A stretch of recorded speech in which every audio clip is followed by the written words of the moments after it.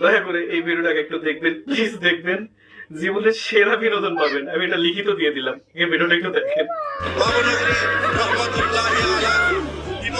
কথা বলেছ, কটূক্তিমূলক কথা বলেছ, বেয়াদবিমূলক কথা বলেছ, তার জন্য তোমাকে মাপ চাইতে হবে। অন্যথায় হেফাজতে ইসলাম আছে এদেশে তেলাওয়াতের মাধ্যমে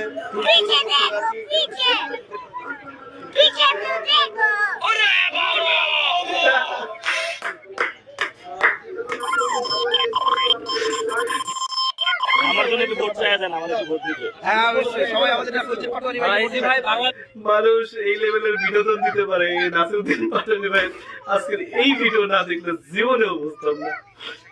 সবচেয়ে মজা লাগছে লোকটা এত কিছু বলতেছিল, এত বুক ফুলাইয়া, তোমাকে এই করতে হবে সেই করতে হবে, না হলে দাঁত ভাঙা জবাব দেওয়া লাগবে।